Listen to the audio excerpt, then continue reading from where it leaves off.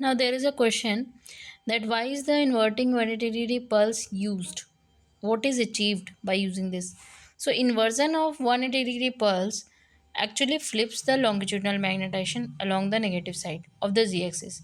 So this is will literally saturate the water and fat completely at the beginning when 90-degree excitatory pulse is applied after the LM has relaxed through the transverse plane. So, contrast in the image depends on the amount of longitudinal recovery of the tissues with different T1. So, an IR image is more heavily T1 weighted with large contrast difference between the fat and water. This should be kept in mind. So in the previous session we were about the type of inversion recovery. So the first will be the short TI sequence, that is the stir.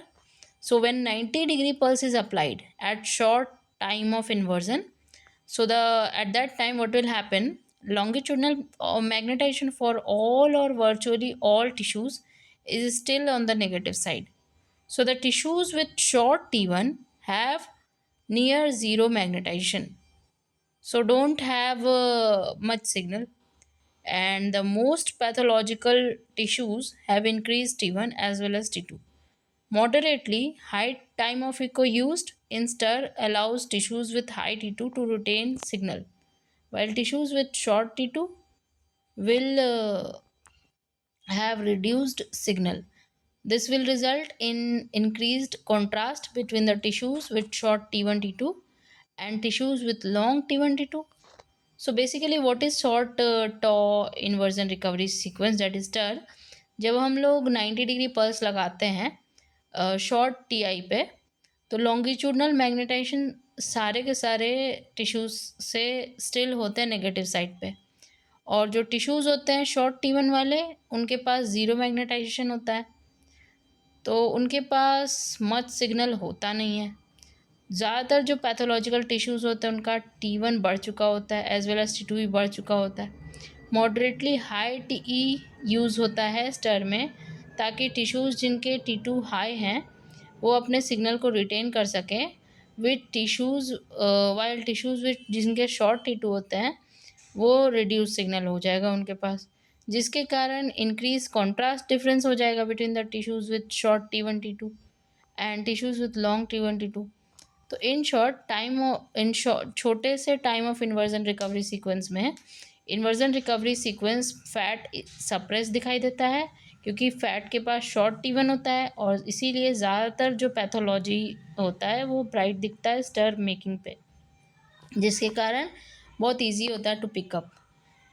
Stir और flare का difference अगर हम देखें तो जो short TI होता है stir में वो 80 to 150 मिली सेकेंड का होता है, और लॉन्ग फ्लेयर में लॉन्ग टीआई होता है 1500 to 2500 मिली सेकेंड। अगर हम T1 T2 वेटिंग दोनों को कंबाइन कर दें, मतलब कंबाइन मिलता है हमको स्टर में, और फ्लेयर में हमको हेवली T2 वेटेड इमेजेस मिलता है।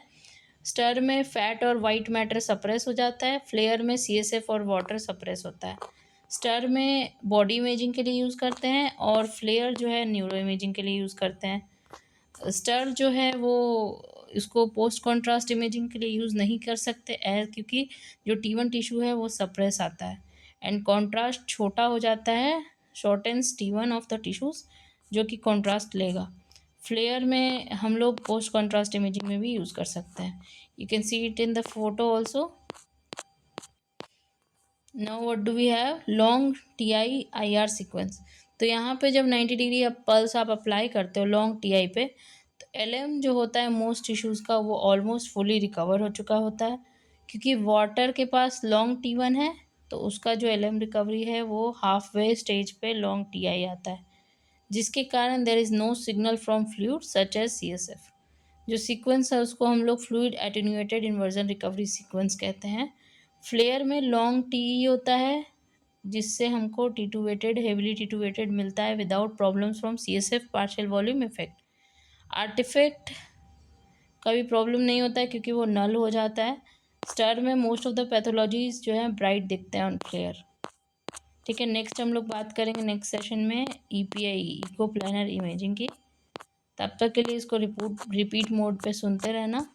तो हम लोग नेक्स्ट सेशन में मिलते हैं।